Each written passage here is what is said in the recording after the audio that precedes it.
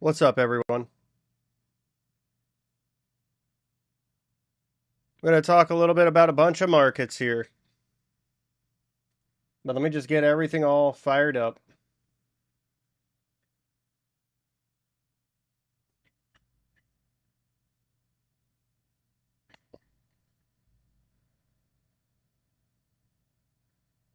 All right, good stuff.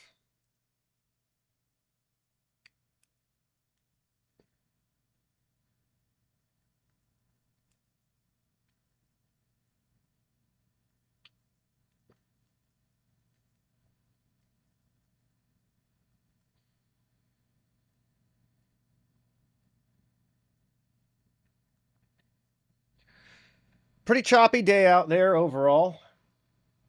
A bit of a downside bias, but not too strong. You got enough of those passive flows really bidding things back up. So it's an interesting trading environment. I would say that neither bulls or bears really decisively have control intraday here. This is more ending up a balanced day, particularly in the S&P 500.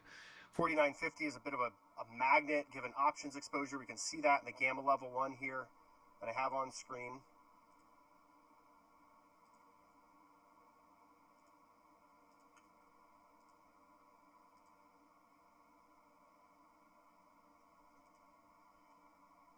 Got a lot of options interest in NVIDIA, of course. It's the darling of the market right now, so everyone's piling into those calls. Across the board, millions of dollars of premium paid to get long NVIDIA today. I mean, at these lofty levels, people are still very excited. I don't know where it ends. All I know is that you can't fight the flow, and right now those flows, at least intraday and through the end of the week and next week, are very strong to the upside.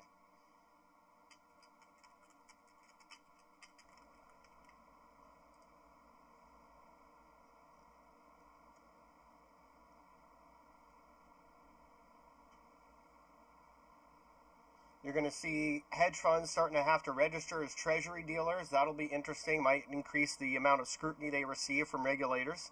That's a part of that huge basis trade that's been going on where, we've seen posts about how there's a record amount of short interest in treasuries.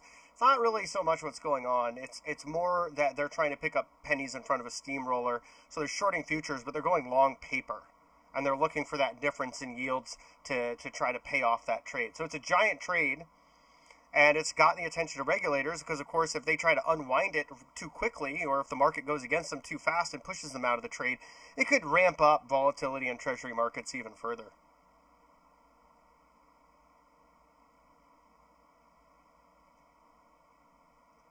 So we're going to zoom in just a little bit on S&P here. We can see these key levels. Again, these key levels of exposure and where we're seeing the flows tend to align where there's resting liquidity in Bookmap. So look at key 2. That's the second largest level of net gamma exposure on the call side. And that's right where that large area of resting offer is. It's not a coincidence. The S&P, and this is the reason I named this tool this way, the S&P Options Visualizer. It really is S&P options that drive the market, especially the S&P 500 cash index, futures, SPY, etc. And most of those options are transacted at the index level. So it's not so much SPY, right? It has everything to do with SPX. SPX is this enormous juggernaut. You've got about 1 trillion to 1.2 trillion of notional trading in SPX every day. And that has market makers hedging that exposure both through options, but primarily through futures in the ES front month contract, right? So if you look at this positioning, you can see where there's these key levels in options that are both already on the books and where they're transacting now. And then you see that correlation with large levels of resting liquidity. It gives you increased confidence that these levels indeed matter quite a bit to the market. So you can see up top, you've got that second key, that level I've named key 2 on the far right side. And you see that resting offer just above it, about 594 contracts in size. Those are at about the exact same level, right? That is us being told by the market that these matter, these levels matter. On the other side, you've got the second most active put strike, the warm put, 25,000 transacted at that strike, and we're adjusting that up to ES levels. If you're watching the stream, you can see that, and you can see that there's that large resting bid in ES right at that level, right? This is where it becomes a little more interesting. Similarly, Gamma 1, the largest level of gross gamma exposure on the SPX chain, mapped out to ES levels, we can see that there is a resting offer there, about 248 contracts in size. All this stuff matters. It's that interconnectivity, those intermarket dynamics, and this is just across various ways of expressing trades in the S&P. But it goes across, and in fact, this tool that I've made, the SPX Options Visualizer you see on Bookmap right now, if you're watching the stream, I'm going to be putting that same visualization capability out in charts. I already have it live, full chain gamma profile, 0 DTE coming next, but also in Bookmap so we can see things like NVIDIA, Apple, Microsoft, Google, and others, not just the resting liquidity, but the options, flows, and levels. Pretty excited about that. Haven't talked too much about that publicly, but it is coming. Lots of new software for traders that really helps to drive home the message of how big of an impact options have on price discovery is coming out this year. So I am happy to announce that Bookmap SPX Options Visualizer is live on their marketplace right now. So, you obviously have to have Bookmap to be able to use it, but I think it adds a lot of value because Bookmap itself is really handy. It's a trading tool I use every day when I'm watching the markets, but then having this visualization in addition to it is quite helpful. I'm also going to make one for the NQ contract modeled off of NDX and Triple Q options. That'll be coming pretty soon as well. But really, options are the market. They drive the vast majority of price discovery in optionable securities.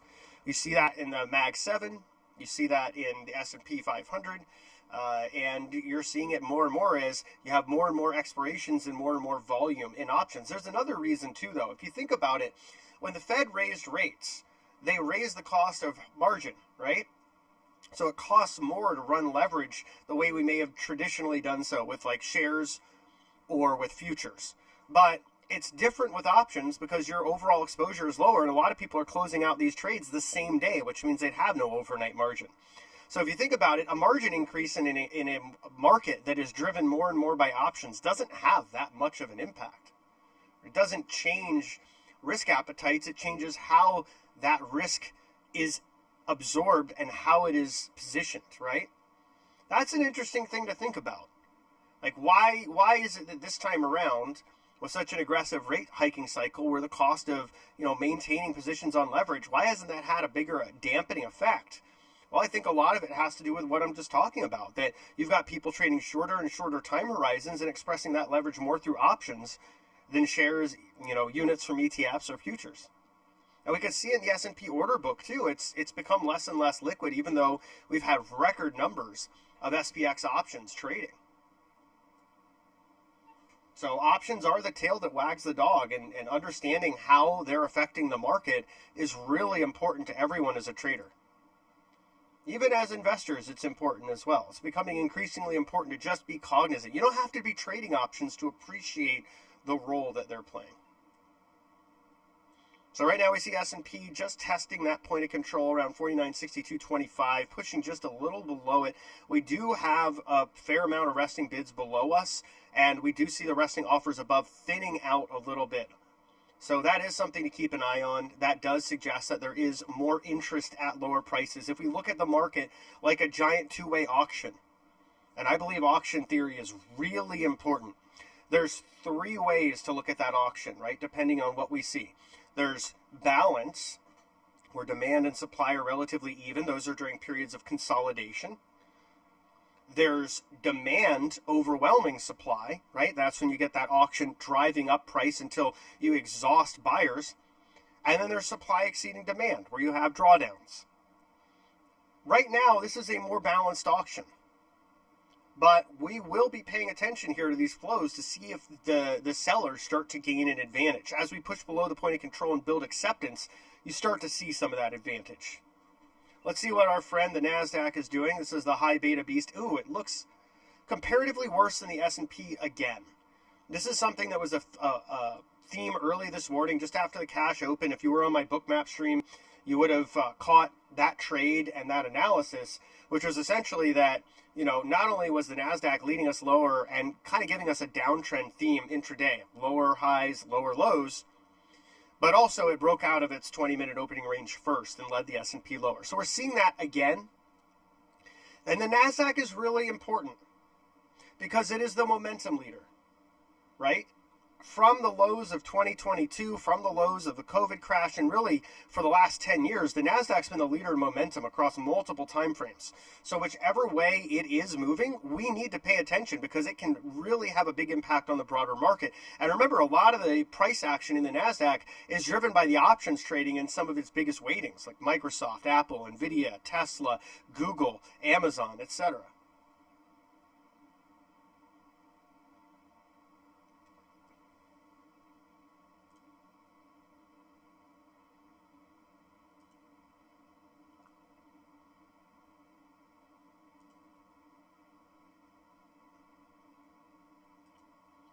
And rates continue to move lower intraday here. This is usually pretty constructive for stocks. So the relative weakness that we're seeing in the NASDAQ versus rates is a little bit concerning.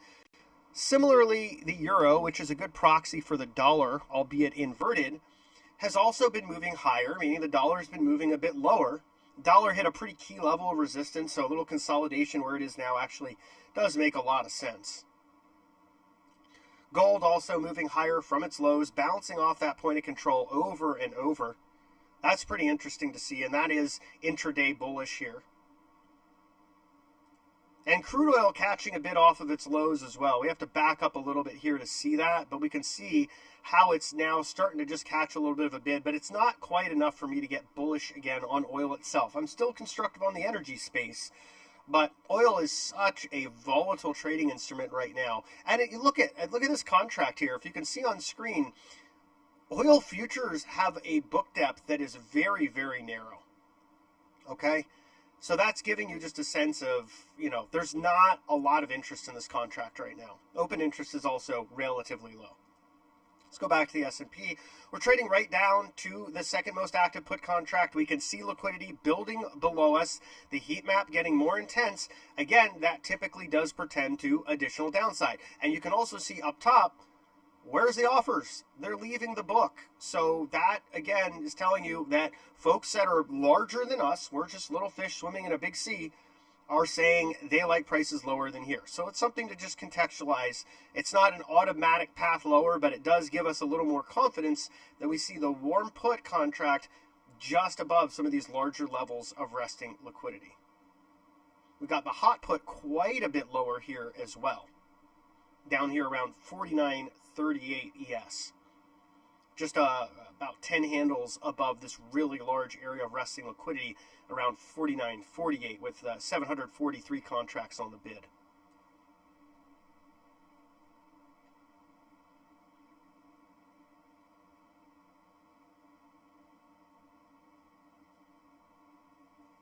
Yellen has some comments that she's made coming across the tape here.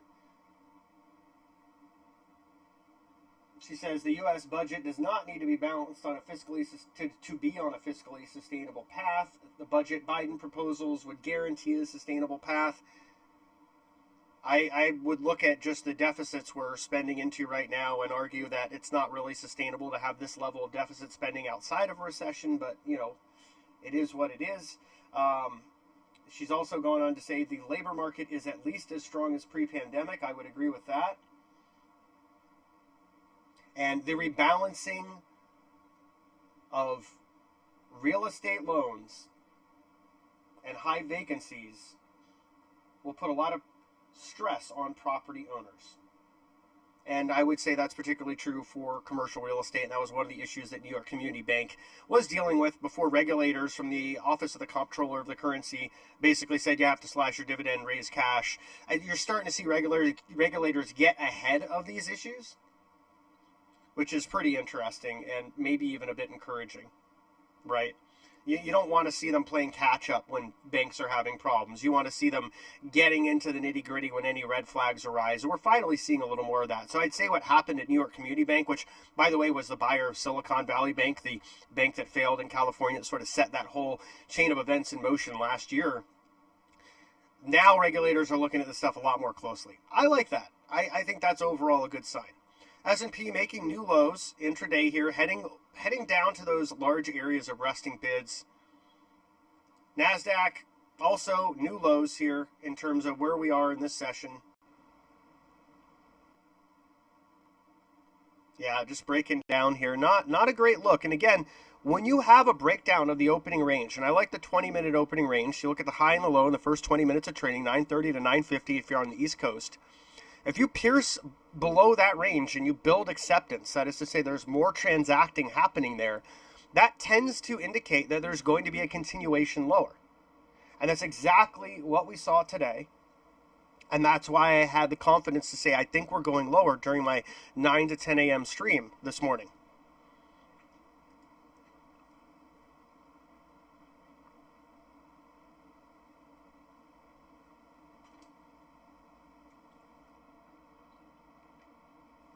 And those Red Sea tensions do continue to escalate.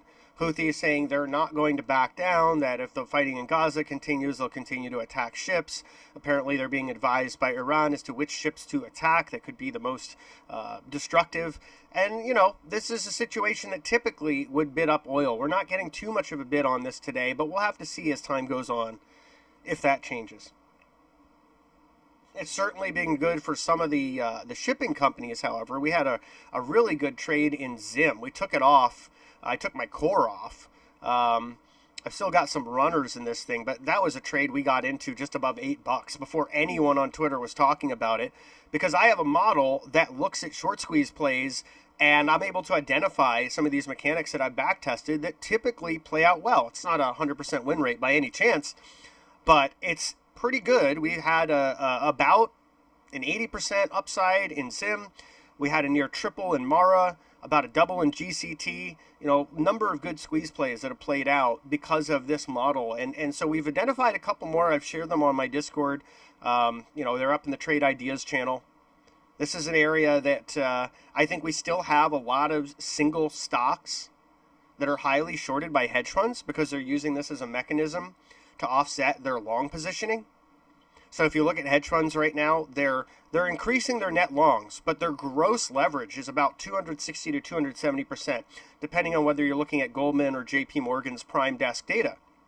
What that's telling you, particularly given the positioning data we get, is that they're shorting, and they're in a lot of crowded shorts, these single stocks. You know, Mara is one of them. If we get a good catalyst in Mara, I think that could also run again. It's a little early yet, but one to watch. It had a nice trend line bounce the last couple of days. But I think, you know, these squeezes can potentially continue. One of the reasons that you've got the Russell bid as the rest of the market's not doing so well today is exactly this, by the way. Russell, IWM, RTY, whatever you're looking at for it, is one of the favorite macro product shorts for hedge funds. So if they're not shorting single stocks, they're shorting things like the Russell, they're shorting ARKK, XBI, and other proxies that they consider to be lower quality, and then they're very concentrated long in those Mag 7 names. So on days like today, you get a little bit of short covering in the Russell as the NASDAQ's going down because both sides of their book are working against them, right? The Russell's bid, the NASDAQ's down. You probably got a margin clerk or a risk manager tapping the trading desk, guy on his shoulder and saying, hey, you probably should wind that down just a little bit because, this is going against you on both sides. And so that's one of the reasons you get that weird small cap bid when there's distributed pressure particularly in the NASDAQ, right? It's almost like the Russell and the NASDAQ will move in opposite directions. So it can set up some interesting trades, right? You can get these squeeze trades.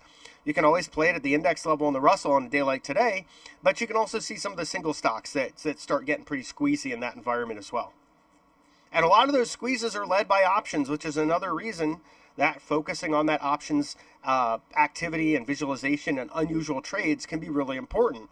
Because often is the case when you get a squeeze, it's driven by just out of the money, close to expiration call buying that is in excess of any of the open interest, right? So you got people buying calls maybe 3 to 0 days out, and usually just right above strike, kind of going up the stairs of price with shares. And what's happening there is they're buying calls at such levels that dealers are hedging aggressively.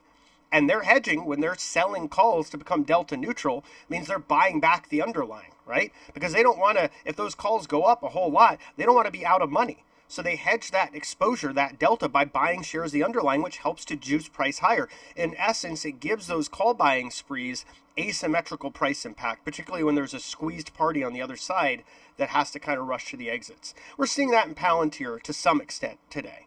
Reasonably well shorted stock, blowout earnings, right? I think there's about 100 million shares short on it. Average transactional volume is about 55 million shares a day. And I think within like the first hour today, we went well over the average, might probably double the average. Let's look at where the volume is on Palantir now. It's still up 24%. It was up a bit more earlier.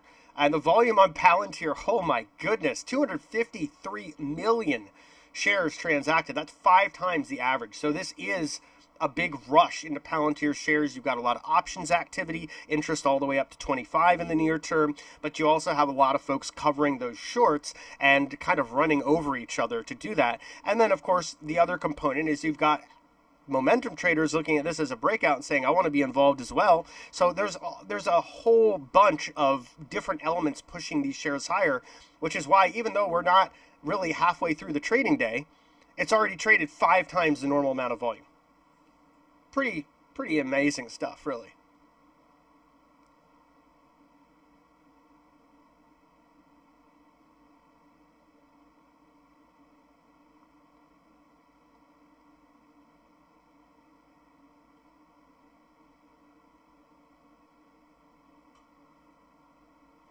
Treasury Secretary Yellen did say she has concerns about commercial real estate.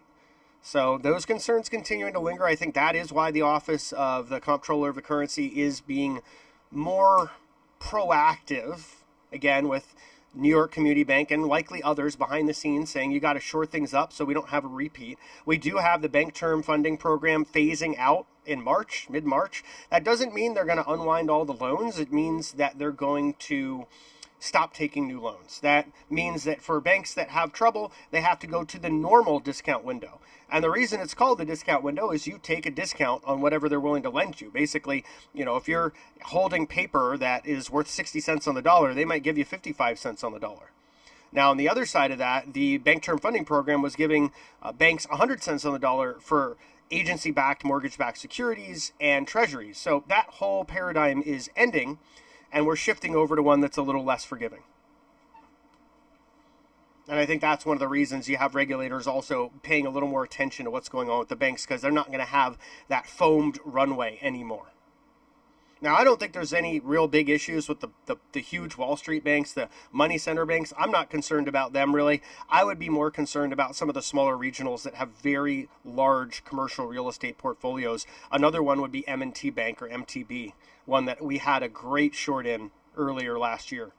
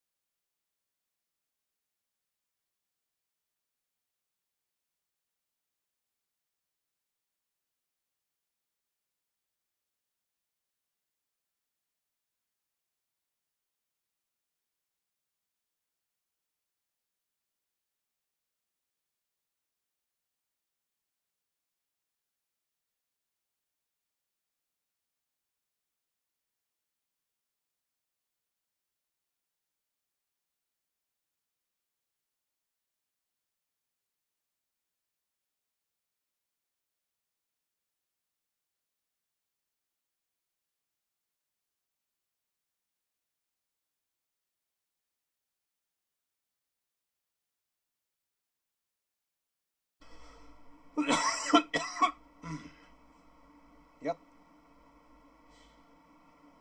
Sorry about that, folks. Didn't mean to cough into your ear.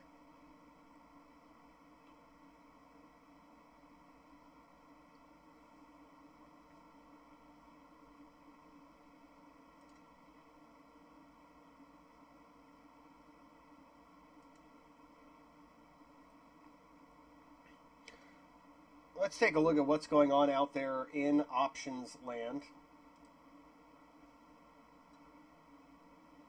Been seeing so much activity in NVIDIA today. It's been pretty extraordinary. Several $1 million of premium paid to speculate on further upside this and next week, 700 and above.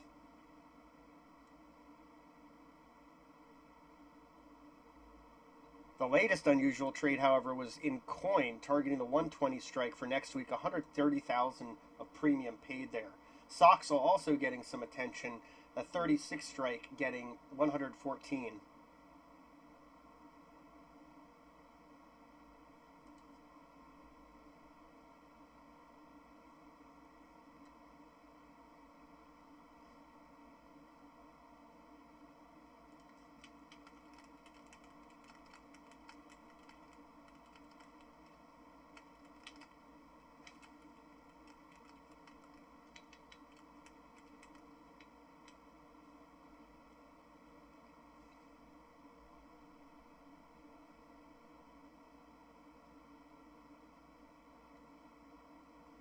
Got someone paying $277,000 for next week's $25 K-Web calls. The bullish atmosphere in China is back as we see regulators pushing more money into the market. The Chinese Sovereign Wealth Fund, now a buyer of Chinese stocks, sending them up pretty nicely. The biggest day update in years, and for small caps, the biggest update since September of 2015 for those Chinese small caps. Now, my own opinion is we're not out of the woods there yet.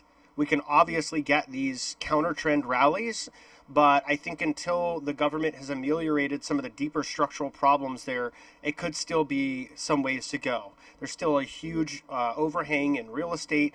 The Chinese consumer has yet to get off the mat, and there's these episodic crackdowns happening in various key industries that continue to roil investor confidence.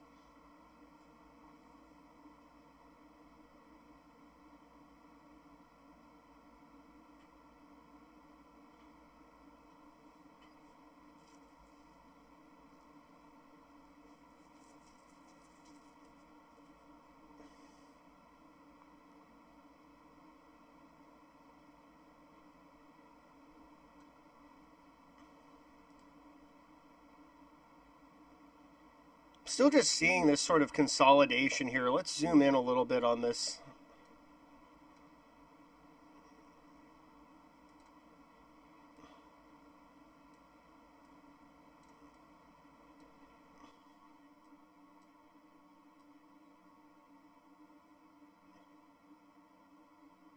That is just sloppy volatility here in the NASDAQ. If you see this, I'm zoomed way into the trading price action that we've seen. It seems like a pretty indecisive market here.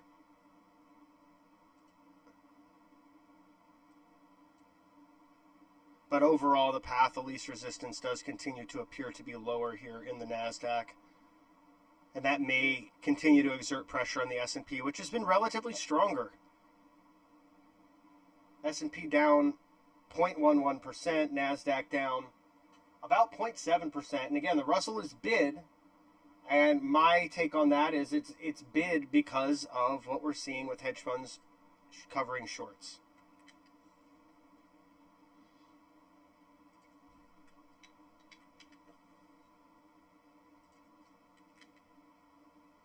And in the Russell, value is the outperformer, the IWN ETF outperforming IWO. If you're not familiar with those, the IWN ETF is the value side of the Russell 2000. Those are the small caps that tend to be a little bit higher quality outside of maybe some of the regional banks, but they've been exhaustively beaten down. And the other side is IWO, which is the more speculative side of the Russell. So one of the pair trades we've talked about is long IWN, short IWO, rebalancing weekly on Fridays, and that one seems to be working out okay.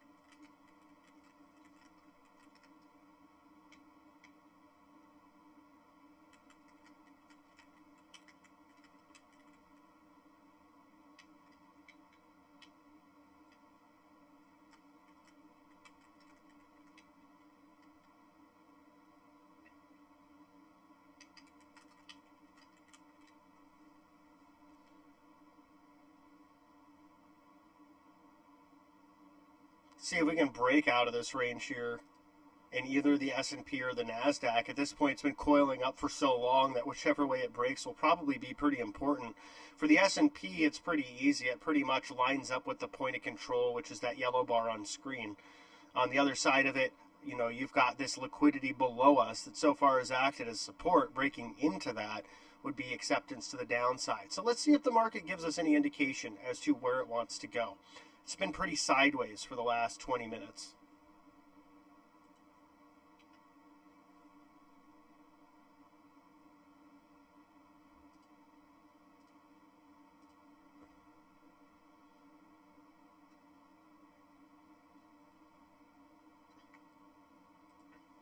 Oil continuing to build some of that momentum from the low about an hour ago. We did get some of the commentary out of the Houthi rebels, and then also additional commentary linking them to Iran. The geopolitical tensions continue to be a theme. Perhaps that's part of the bid here. Rates continuing to move lower as the 10-year note is bid. That tends to be somewhat constructive for some parts of the stock market, particularly longer duration risk. Gold not really catching that memo, though, continuing to roll over. And the euro just kind of consolidating here over the last half hour. We're going to zoom in even more to the microstructure of the S&P here, since it doesn't want to move much. And remember, this is lunch hour, so it does tend to be just a little bit more boring around lunch hour. This is also not the most liquid market. You know, S&P futures trading with an order book depth of about 49,000 here. We do seem to be pushing a little lower here. We need a little more of a push to say we're breaking out of this range to the downside. See what the NASDAQ is telling us. Very similar look.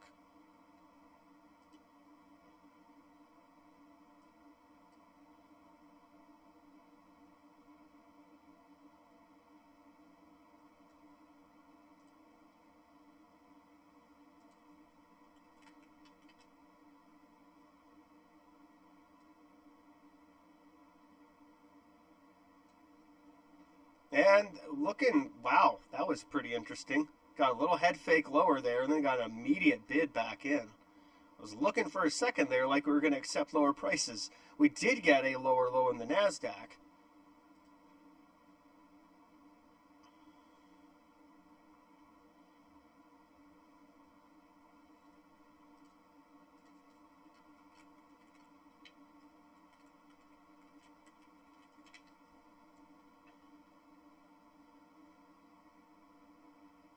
Airbnb 147s, 150,000 in premium for next Friday. Just trade on the call side.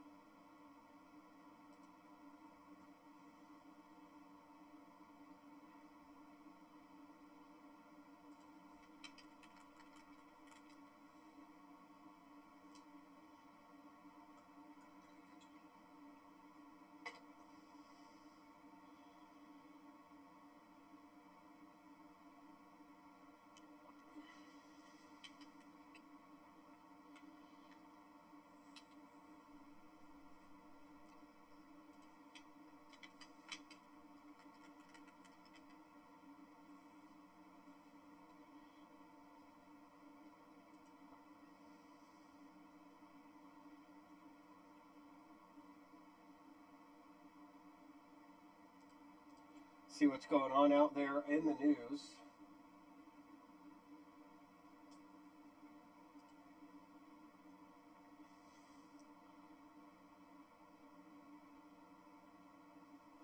EIA just raised the forecast for 2025 world demand growth by 80,000 barrels per day. Now sees 1.29 million barrels per day year-over-year increase.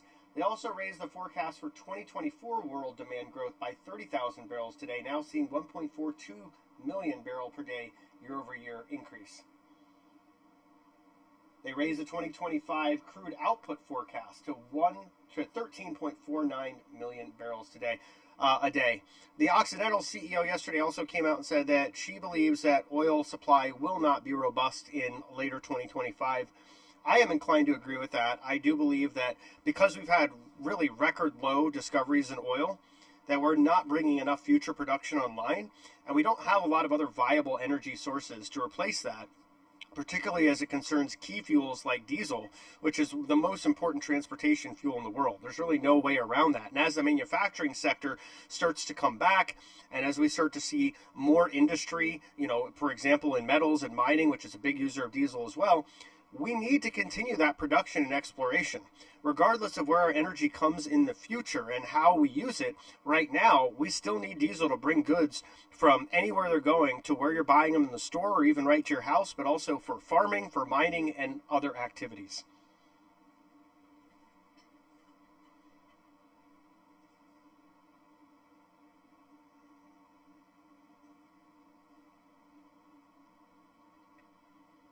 Market's just keeping us anxiously waiting. It just coils up. Well, every single person that was trading the S&P 500 just went out to lunch at the same time, left the algos in control so we could consolidate for an hour here, apparently.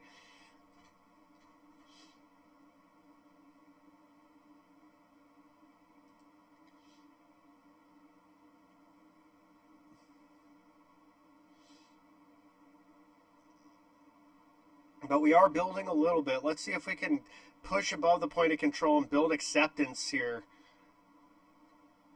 Let's also see what the NASDAQ's doing.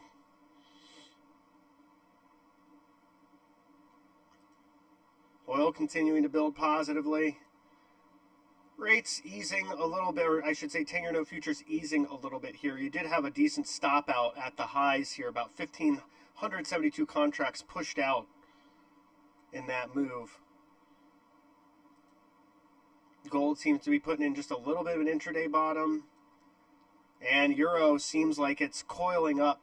I'd like to see this start to move higher to get more confidence the markets can move higher too, similar with the 10-year note futures.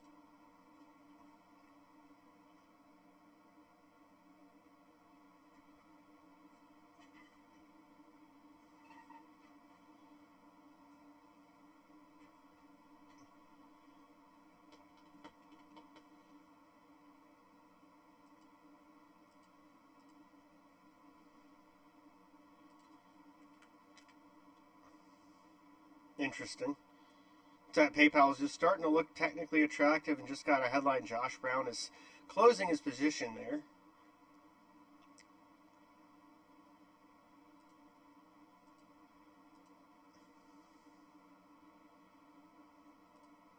Let's just take a quick look at a PayPal chart. It is a pretty nasty longer term trend though. Gotta admit, on the weekly there's not a lot to like on this thing. Still lower highs and lower lows kind of seem to be the trend till that reverses, until we see a higher low and a higher high. Distribution in PayPal is something to be aware of. And small businesses compared to their larger peers have not done as well. And as one of our Discord members points out, we've got PayPal earnings coming right up.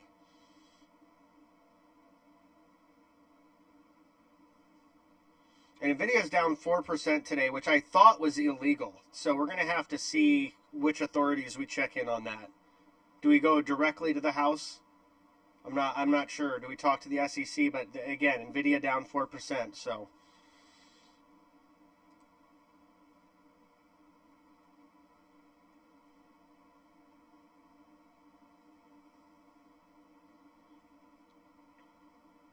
checking back in on the NASDAQ, just the same sort of chop we're seeing in the S&P here, not very decisive at all. Rates continuing to move sideways, as is gold and the euro.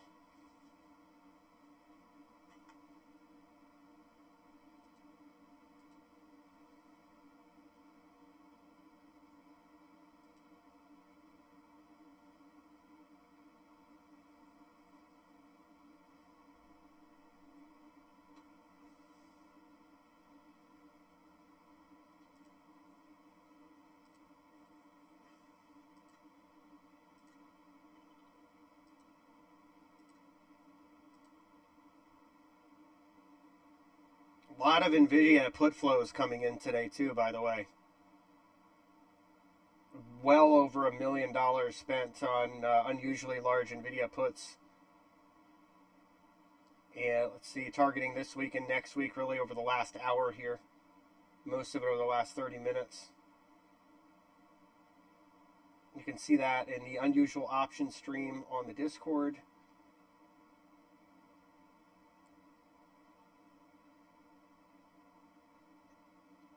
Mostly targeting 620, some 650s, some 665s.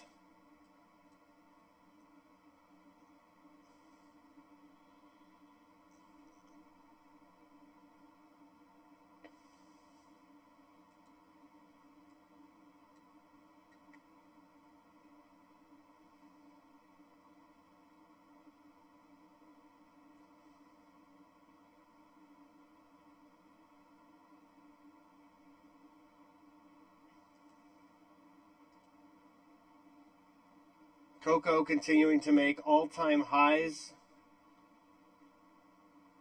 Orange juice getting off the mat.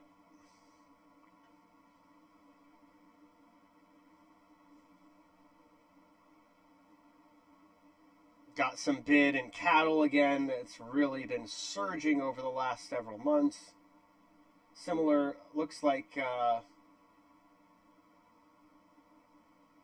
really some of the ag complex is starting to look a little bit more interesting. Sugar's consolidating its recent gains. Never did hit the 25 level. I was looking to take off my core, but I'm still watching it. I think it still looks constructive here. But OJ on the run, cocoa just absolutely surging. The shortage in cocoa is an issue. If you like chocolate, the price of chocolate is going up. There's really no two ways about it. It might not be inflation everywhere. Certainly we're seeing a lot of progress in other areas, but some of these key areas, there is some room for prices to continue to move higher, and chocolate is one of them. Sugar could potentially be another if that rally continues. And orange juice, absolutely crazy run that seems to be resuming here. There's some seasonality to that. The other side, corn just can't get off the mat. Absolutely just a dead vehicle to trade.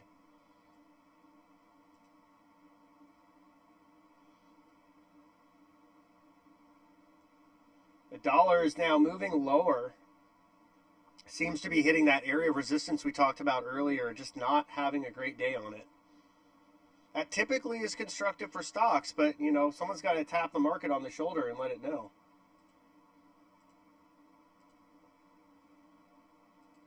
A lot of the strength today is in other parts of the market. You've got healthcare, energy, real estate, utilities, industrials. They're bid nicely.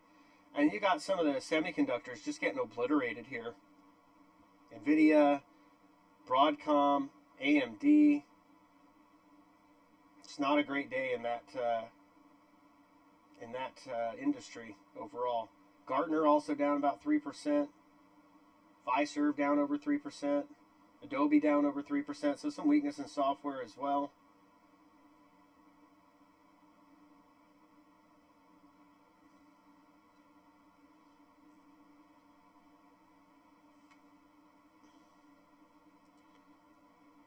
Yeah, we did get another new low in the NASDAQ. It's just not looking particularly healthy here. If anything, the NASDAQ is telling us this market wants to go lower. It's comparatively stronger and less resilient than the S&P. The S&P obviously has those passive flows helping to bid it. The NASDAQ has the opposite. It has a lot of people piled in, the Mag 7, particularly the Mag 5, and the passive flows from that call decay are actually helping to push the NASDAQ lower. So it's an interesting dichotomy. Because if you think about it, those calls are losing value as you approach Feb OPEX, right, for a lot of that call positioning. So what happens? The dealers distribute their hedges, which means it's net liquidity negative for those same shares.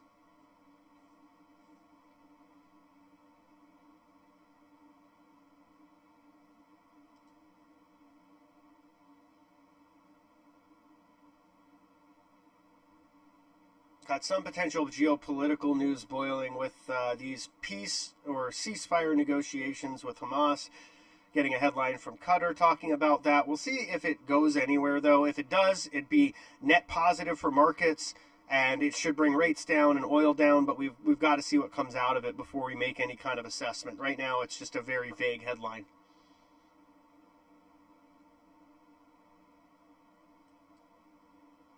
Yeah, look at gold here. Gold's just getting smashed. Crude's getting smashed. Both of them in free fall here on that headline. So I guess the presumption is that this is actually progress towards some kind of peace. I'm a little bit skeptical here, but I don't have all the information that maybe folks that are making these trades do. The Qatari Prime Minister is saying that Hamas's response to the negotiation so far is positive. That should be positive for equities. You see a little bit of a bid. We're about 3 handles up on the S&P. NASDAQ getting a little bid. We're still in that consolidation range. Let's see. Euro, not much of a reaction there. Yen, not much of a reaction there. I'd like to see the dollar moving quite a bit lower on that news, but we're not seeing it yet. We're also not seeing bonds get bid into that, which, I would hope to see just a little bit of calm. But nevertheless, here we are. That drop in oil may be a little overdone. Let's see what the headlines continue to tell us here. Gold getting a bit off the lows. And S&P getting right back close to that point of control. Let's see what happens. That's a pretty important area for this market. If it can break above there and build acceptance, I think we've got room higher.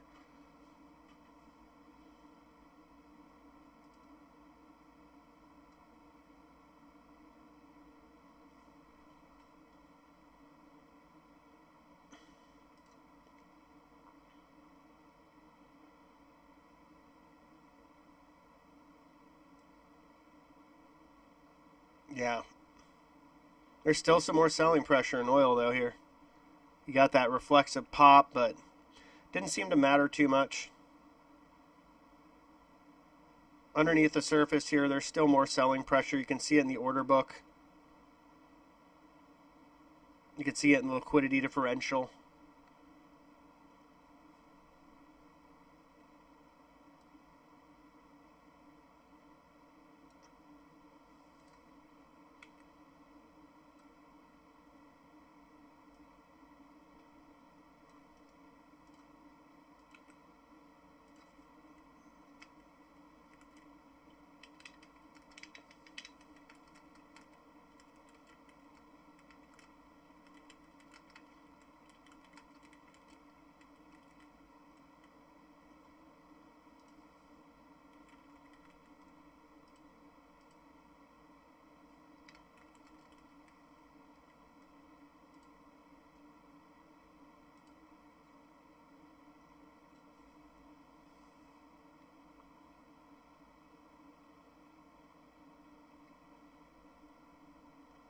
Let's just take a look at the crude chart here.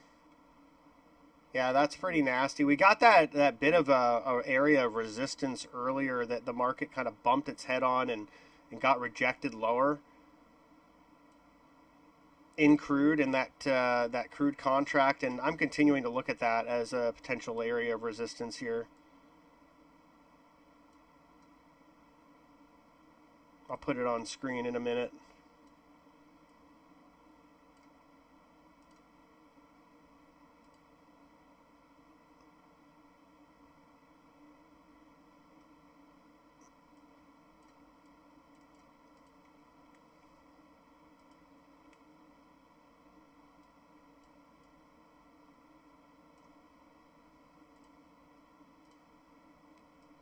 All right, so you should be able to see this on the stream. This is my trading view, and you can see crude oil's contract. I look at QM, that's the E-mini, and we bounced pretty much right off this area I was looking to break above. I talked about that in this morning's stream, that we needed to really break out of this area to see any continuation. Instead, we got the exact opposite. We got cleanly rejected, and now we're kind of building off that point of control again. So I wouldn't be too surprised if crude bounces from the current level. I think the drawdown was a little bit hasty, but this is a really important level to watch here around 73.25 to 73.20. Just want to pull that up on screen. You could see that bounce happening here as well.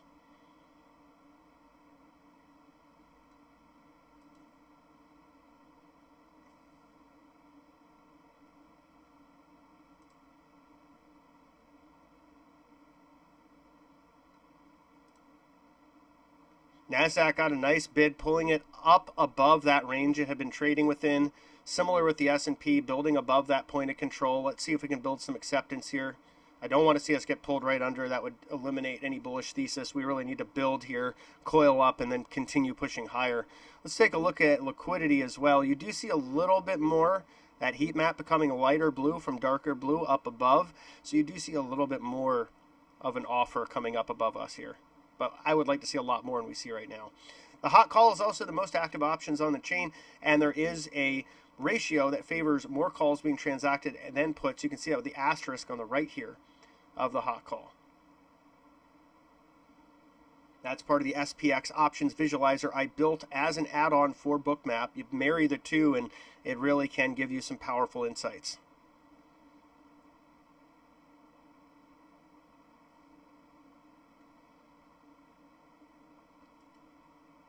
Hope you guys are having a good trading day out there. If you've been sitting on the sidelines more waiting for opportunities, believe me, I don't blame you. It's been kind of choppy, kind of boring at the top level.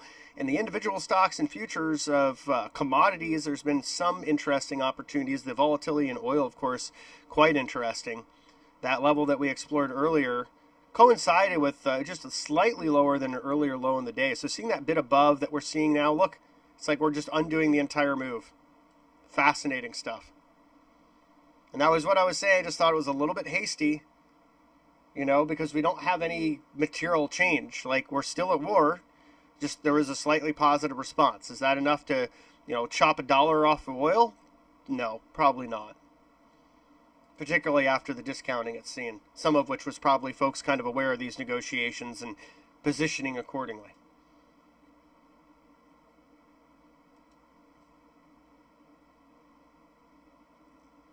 Let's take a look at gold.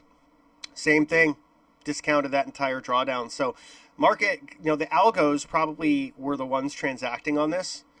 And then you had the humans step in and be like, why are you selling out of these positions? Nothing has materially changed. Let's get back in. And there is a lot of babysitting of those algos. Someone asked me on a different stream earlier, like, do you automate all your trading? And I said, absolutely not. I have signals. I do brackets. But I don't automate everything, because that's dangerous. And you see even the biggest, most sophisticated players getting blown out of automated position making. So for me, I'm a simple guy. I've got my models. I've got signals that fire off. I will examine them to make sure that I like what I'm seeing before I execute the trade. And then I'll put limit orders in. So as soon as I'm in a trade, you know, I already have my risk and reward mapped out. And whether that's a trail stop or a hard stop, whether that's a hard capture profit, or if it's an exit after momentum shifting, that depends on what my back testing says about what it is that I'm trading. But I never go into a position without understanding what my risk and reward is, and I never enter a position unless I feel that reward is substantially larger than the risk involved. So I'm more, I would say, hesitant to have too many trades on or to just get into a trade for the sake of trading. I really want it to comport with what my system is, right? And the other side of it is I don't want to lose more than 1 to 2% of portfolio on a single trade, which means understanding the volatility of what you're trading is really important. I just wrote an article about this for Traderade. You can visit it on the website. It's free. It's about understanding the volatility of what you're trading. There's various ways you can measure vol. There's IVol, there's RVol. You can marry the two and divide it by 32 to get an idea percentage.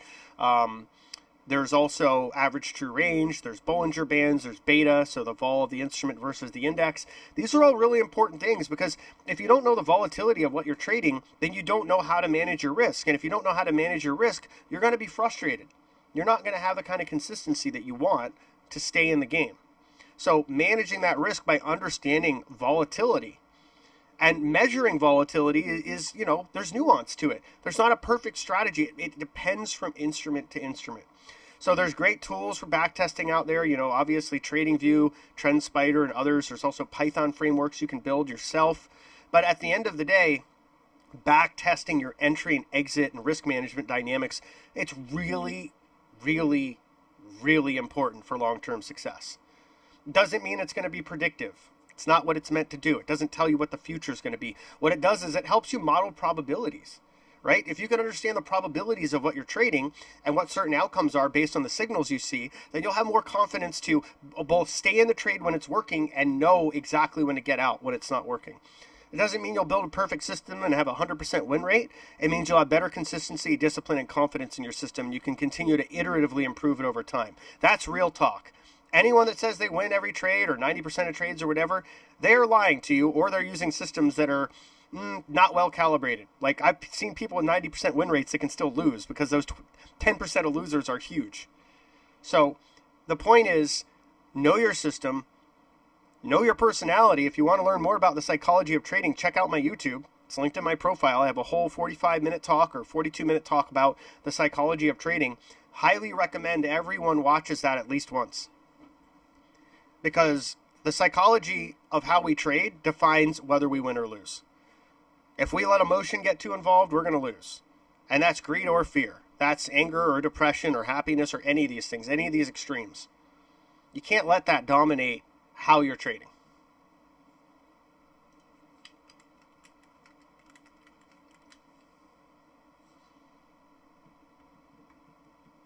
We do have a 3-year note bond auction coming up with results posting just after 1 p.m. today.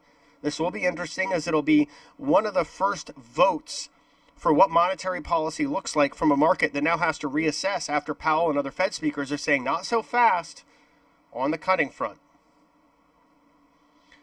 So if you're watching SHY as an ETF or a proxy, that's one way to see the reaction here. You can also watch the futures for the 2-year note contract, a little more liquid than the 3, that's ZT. Or you can watch the 2-year note yield. But I do recommend, if you're trading this market, to have an eye on these bond auctions and how the instruments are trading before, during, and after that auction. For example, if we were in this auction and the before auction yield is lower than the high auction yield, that indicates a tail.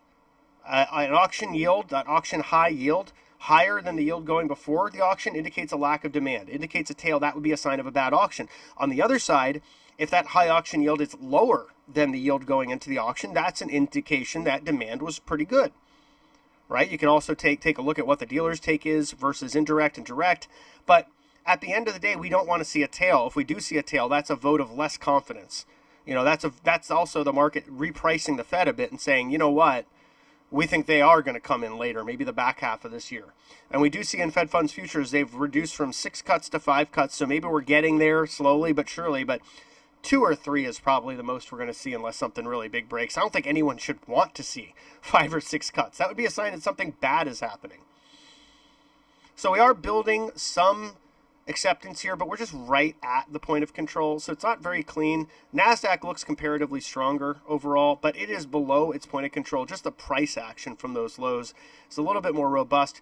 Crude's recovered from that route pretty nicely. 10-year note futures continue to build ahead of that 3-year note auction. Gold, it's like it never even happened. There was no sell down in gold. That was just a buy the dip opportunity, apparently, if you wanted to make $2 on the contract. And euro rolling over, dollar strengthening a little bit here, as again the market's kind of unwinding some of that optimism about this ambiguous peace negotiation release.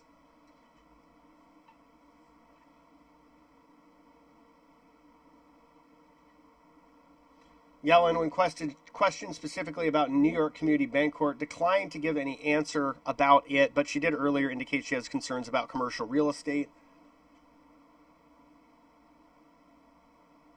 And Mester commented saying she sees progress in getting banks ready to use the discount window. Now, bear in mind, the Bank Term Funding Program is set to close in just over a month. So banks would have to then take those assets to the discount window and accept a discount on that collateral versus the Bank Term Funding Program, where they get 100 cents on the dollar for qualifying assets like treasuries and agency-backed mortgage-backed securities. Those are those Fannies, Freddies, and Ginnies, some of which had lost a lot of value, which was one of the reasons we had those bank stresses last year.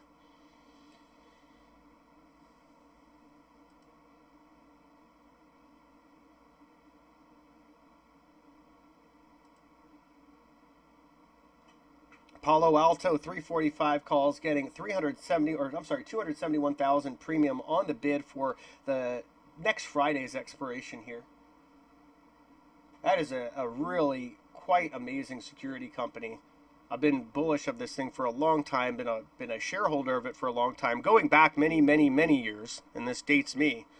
I went to an investor conference for technology companies, particularly with a focus on security. And there was a corridor of, let's call it like 12 different areas where companies were having receptions with investors. And the Palo Alto room wasn't just full. There was a crowd outside the door. And it was the only room in that entire investor conference that was like that. That was a sign back then. That was like, boy, 8 years ago, that this company was going places, that it had amassed an enormous amount of interest. And if you think about where we're going with tech now, where you've got lots more bandwidth being transacted, not just inside the data center, but from data center to data center, you need much more robust firewalls to guard the perimeter. That's where Palo Alto fits in, because they have the preeminent perimeter security solution, not just at the hardware level, but also at the sophistication of their software, deep packet inspection, TLS, decryption inspection, and also intrusion detection in other areas. They are a premier operator, and they've really given some of the other companies a run for their money in that space. So I know a lot of folks like CrowdStrike. That's a great company, but it's a different part of cybersecurity. They're more in endpoint, and Palo Alto is more in perimeter. One of the interesting nuances of cybersecurity is that even though it is one industry, there's so many sub-industries that are differentiated that you can have a diversified cybersecurity portfolio. You can have companies in different areas of cybersecurity. For example, we talked about CrowdStrike, right? We talked about Palo Alto. What about Qualys? I know Qualys got hit pretty hard recently, but this is a company that if you zoom out, look at their longer term chart, they've got a client list of all kinds of different blue chip companies from the Fortune 500, and their vulnerability assessment and remediation and management of attack surface. So they're different than Palo Alto. They're different than CrowdStrike. They're another segment of the cybersecurity industry. And this is why it's so interesting to look at all these different companies, because they're different from each other. Like they might have some overlap, but not much. Now, as time goes on, that may change as these companies explore different horizontal areas of market opportunity. But for now, there's a lot of completely differentiated players in the cybersecurity industry.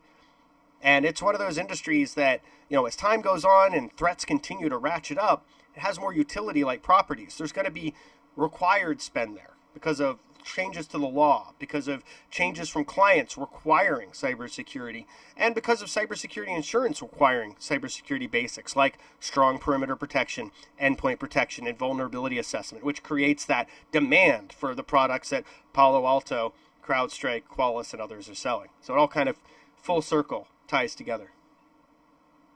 It's a very interesting space. I enjoy exploring it quite a bit.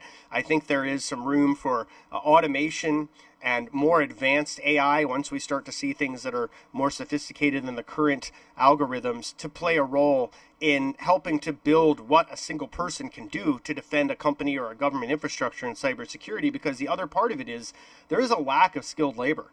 There's not a lack of labor. There's not a lack of people getting degrees in cybersecurity. There's a lack of people that really, really know what they're doing.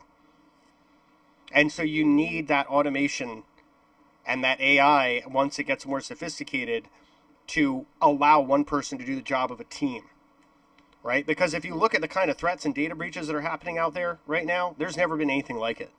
It is absolutely extraordinary.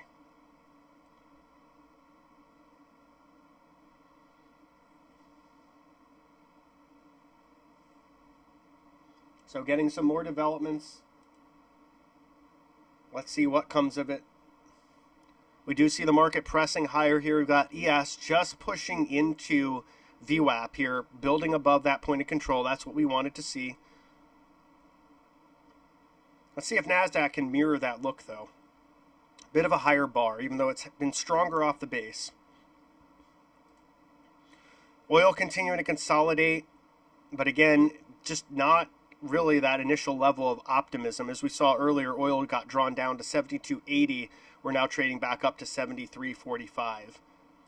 Gold actually is now higher than where it was when that initial headline ran. Now trading at 20.53 before the headline. It was about 20.52.50, and it got as low as, let's call it 20.49 and change.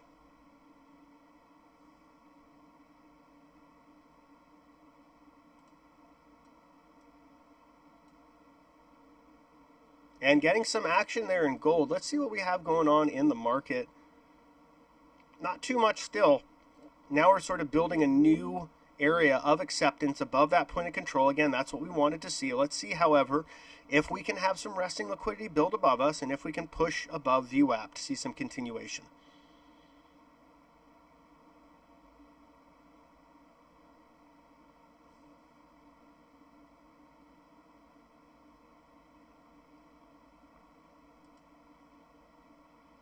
A little bit of selling pressure on reasonable volume in the NASDAQ from those recent highs.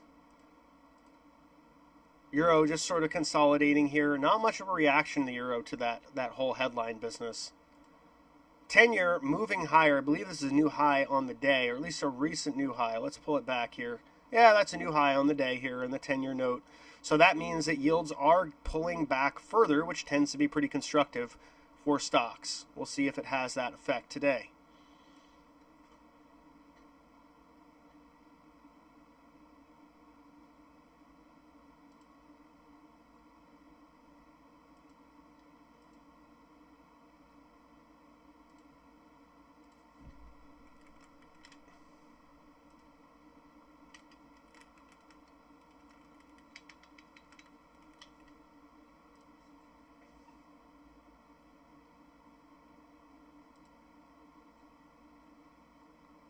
And I made some progress last night on building something kind of cool. Full chain options visualization for gamma exposure.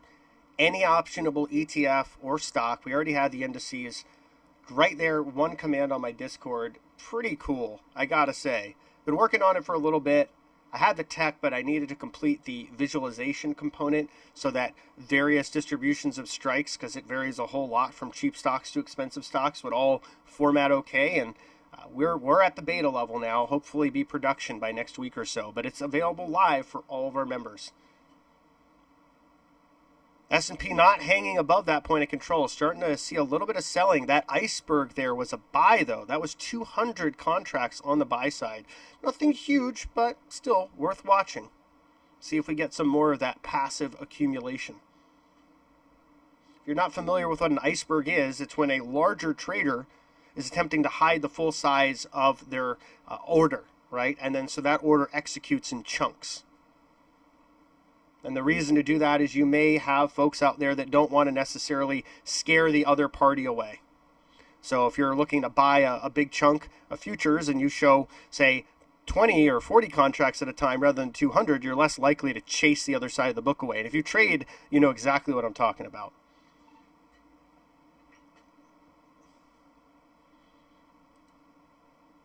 NASDAQ distribution growing just a little heavier here. There was also an iceberg buy in the NASDAQ just around that same time and in similar size.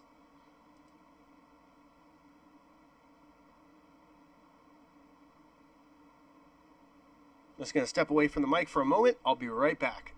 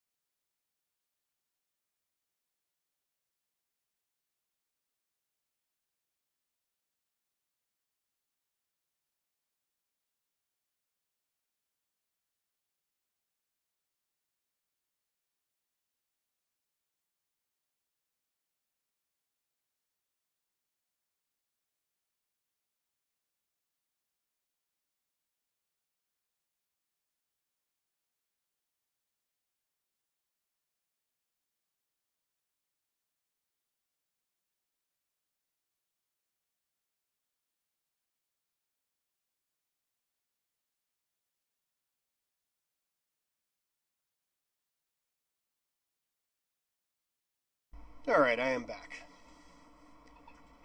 Someone asked me, what are my thoughts on natural gas? And I love this question because, boy, I mean, could anyone hate natural gas more than this market does right now? It's pretty remarkable. Now, on the one hand, positioning is not exhaustively low. There's not crazy amounts of shorts in natural gas right now, but it is relatively low just looking at where we've been over the last year. I would say natural gas is probably closer to basing. I don't see a whole lot more downside, certainly not as dramatic as what we've seen from the recent highs just below 350. We're almost down 50% from those highs. It's pretty incredible if you think about it. But on the other side, this administration is, at least temporarily or indefinitely restricting the export of LNG. And we are coming out of winter heating season with the 5-year range of storage. That max is pretty much where natural gas is. So what that tells us is there's plenty of supply here. There's not a lot of catalysts to diminish that supply. And so I would be cautious of it. I don't really want to have a position either way in the commodity right now. I do think, however, there are players in the natural gas space that could be attractive. So if I was interested in natural gas, I'd probably be more interested in buying a stock like FANG, F-A-N-G, to try to realize that upside because it's objectively cheap. This company doesn't have a lot of debt. It's trading at a current PE of 8.64, forward PE of 8.37, long-term debt to equity 0.38, and it pays a 5.29% dividend. And technically, it's starting to look a little more constructive, though I would want to enter this stock, FANG, if it breaks above the 50-day moving average with a starter position, and then that descending trend line we see from the October highs to the January highs, I'd like to see it break up above that trend line to take on the rest of my position. Then I'd start to get more constructive of this name. So I think there are opportunities in the natural gas space. I just don't want to be long the commodity itself here. Hopefully that's helpful.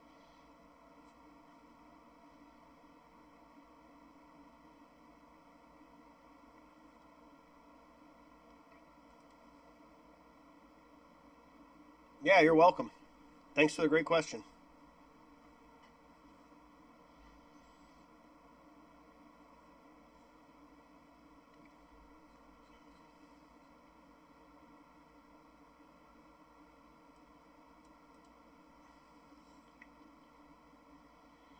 So we're about to kind of get to the other side of the lunch hour here, 1 p.m. and on. Probably see the markets become just a little bit more liquid.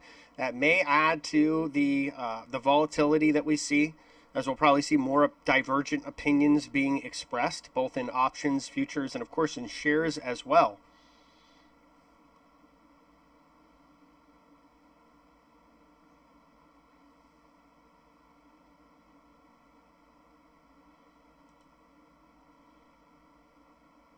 But for now, we're still just sort of consolidating in this sideways range. We're starting to look a little bit more constructive. And just, we got to see this build acceptance above the point of control a little more than it has so far. So far, not really much to hang our hats on here if we're feeling bullish. Gold well above the lows earlier, like it never happened.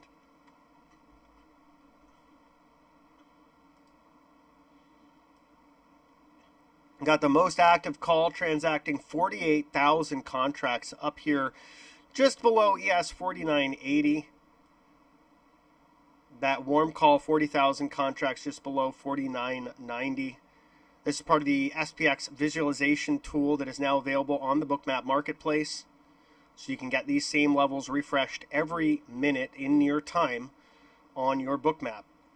You can also get Bookmap for up to 40% off by visiting Traderade.com/bookmap, or if you like the plugin, Traderade.com/SPX.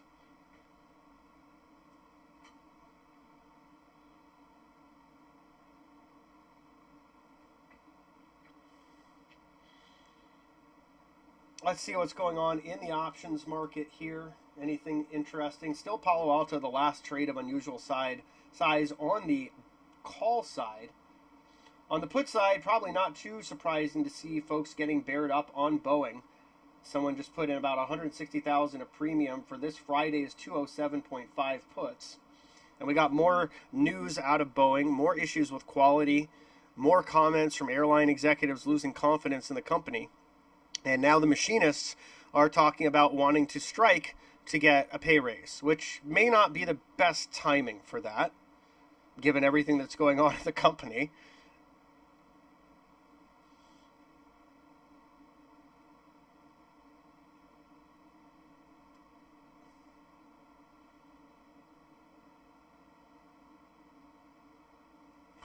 Someone asked, do I believe in the February negative seasonality after big cap earnings? So this is a great question. So for folks out there, February is the second worst month of the year seasonally for the NASDAQ. And that means that it's just not up that much. It's basically flat. But the first half of February actually tends to be somewhat constructive. Of course, that's where we are right now. And that's pre-OPEX. Now, after we go through options expiration week, really the last day towards OPEX, we get into that window that Jem Carson calls the window of weakness. What that means is there's less of a passive bid because those flows from decaying theta and delta are no longer bidding up the market nearly as much. And so that ends up being a time where if there was to be a downside event, it can lead to some more aggressive selling pressure. So I would be inclined to think that the back half of February, between the seasonality and options expiration, does set us up for a higher potential of downside, yes. And so I think there's a number of different factors that would kind of lead us into looking at that back half with a little bit of side eye saying, okay, probably a good time to start capturing some profits where we are, maybe hedging some risk if we're not wanting to cash out some of these positions, and maybe looking tactically at some downside where there are things that have momentum that favor further downside. So let me know if that helps.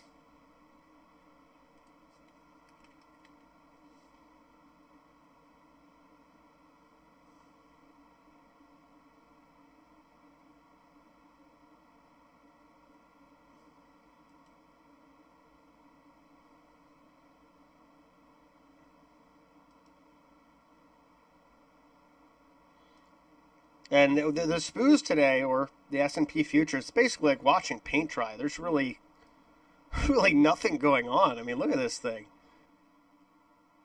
This range here it's like there's really nothing to see. It's like a 14 handle range, and we're rebalancing at the point of control. So this is a balanced day, essentially, particularly in the S&P.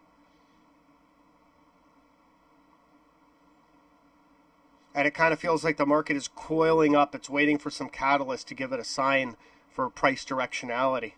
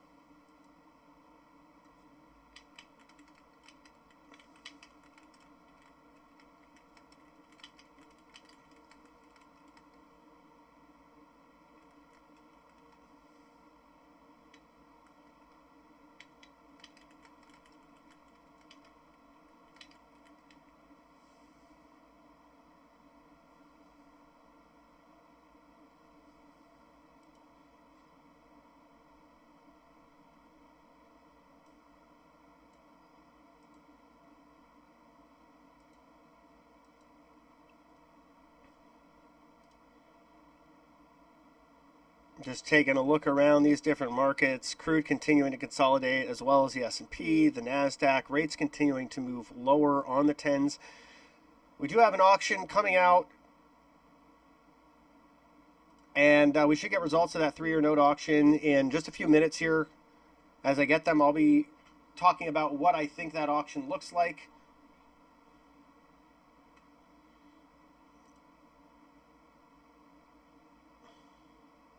Let's see if we can pull this up here. This would be the 2-year note contract.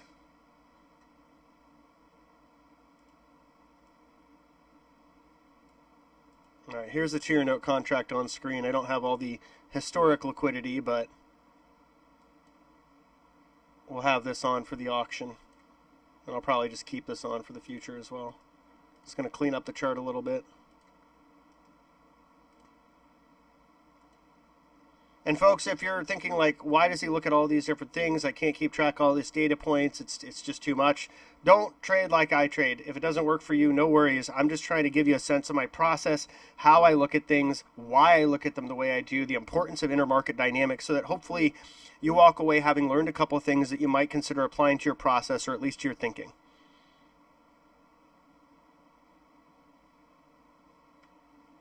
And that yield before auction on the 3-year was 4.177%. This is Yellen is saying there's very robust demand for treasuries in the market. We're about to get a sense as to whether that is the truth. Let's see.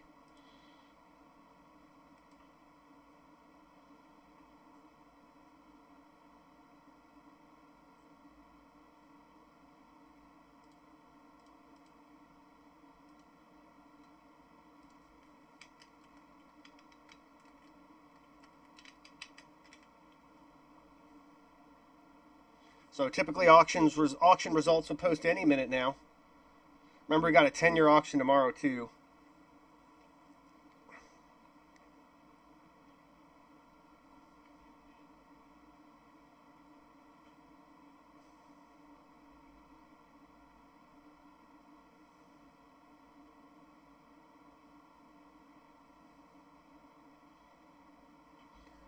Someone asked me if it's iron condor time. I'm more inclined to look at 3 months out at the money puts here in the S&P as a hedge. I think it's objectively attractive premium. That's just my 2 cents because I'd be balancing that out against some longs. So it looks like we got a decent auction result. We got a pretty big bid here in the 2-year note futures. Bid to cover was 2.58 versus the prior of 2.6. The auction actual high yield, 4.169. That is not a tail. This is a good auction. There was good demand in this auction. I'm going to give it a B-. And we could see that bid coming back in the SPOs here from the auction. Nothing too big, but there is a bid there. There's a bid in the 2-year note futures, which is the closest to the maturity that's being auctioned. See similar in the 10s and the 30s. More than likely, we also see the euro bid. Yep, there it is. And gold bid. So there you have it. Decent auction, maybe a little bit more risk appetite. We'll see if that happens in the equities. But it was good for the 2-year note futures contract. As we can see here, there was that immediate pop.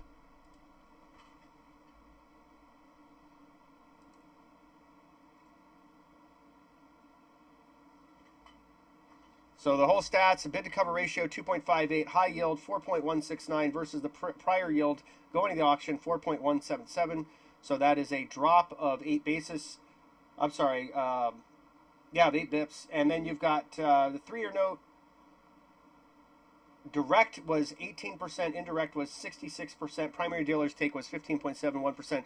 That's a pretty robust auction. There was definitely high demand there. Market continues to not be too concerned about the Fed trying to throw water on near-term rate cuts.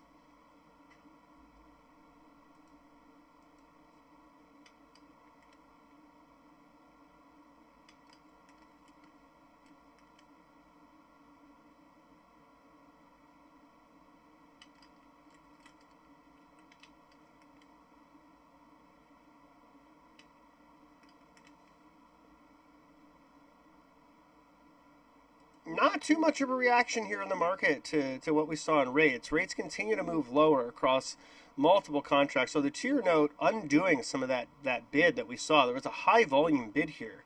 Stopped out about 170 contracts on this. But now we're seeing a lot of that undone. So that was a decent auction though. No doubt about that.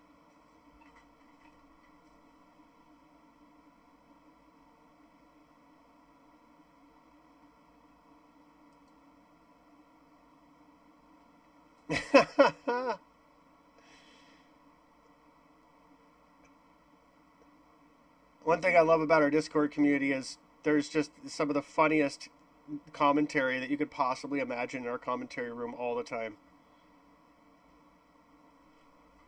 It's a good thing to keep us, kind of not over stressing the trading day, because it's very easy to get just pulled into the screen and track every tick and let it kind of move our heart rate and our blood pressure. But you got to have some levity. You got to take it easy. You got to enjoy the game.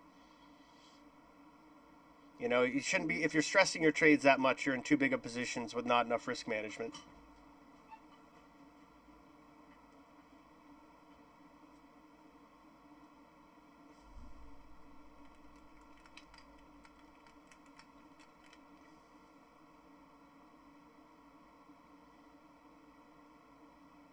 Seeing a little bit more upside pressure here. Some folks, smaller traders, getting stopped out as we push above VWAP. NASDAQ looking a little bit more constructive than S&P in the very short time frame. You can see it making a more clear higher high here. Crude oil rolling back over here.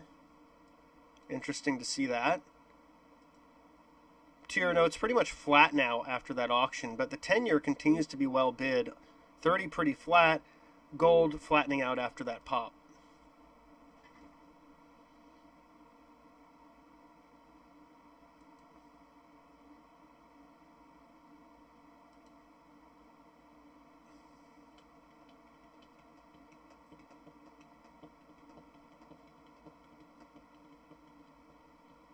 I think with regards to zero DTEs, someone asks, well, the market seems to want or need to reset and correct. The zero DTEs are holding it up. I want to ask, is there any theories as to why? And I want to say that as the giant system of institutions, algos, moneymakers, etc., it seems that it's counterintuitive not to correct when it's bubbly. Well, I would say this, that the algos right now are selling at the money or in the money puts and buying just out of the money calls, and as long as that routine works, that they're going to keep doing it. And I think that's kind of what's feeding this. Is it's not really based on why or what should happen. It's more based on what's working and continuing to do what works. And then when that trade is prevalent, when that zero DTE selling of puts to buy calls is prevalent, it has the effect of really compressing vol. When you're compressing vol, you've got vol strategies shorting vol to buy more equity exposure. So it almost becomes a self-reinforcing feedback loop. I'd be looking to the back half of Feb when we become less clenched by gamma, if not unclenched by gamma, as to when this ultimately could resolve. Doesn't mean we're going to get a big downside break or a correction. And remember, a correction can happen in time, in price, or both, right? So just some things to consider, but I think the back half of February will be more interesting for that opportunity. So I'm going to hop off mic for now. I hope this was really helpful to everyone that tuned in. I'll be doing these streams more regularly, so check them out. And, really appreciate everyone tuning in. Hope you learned something today.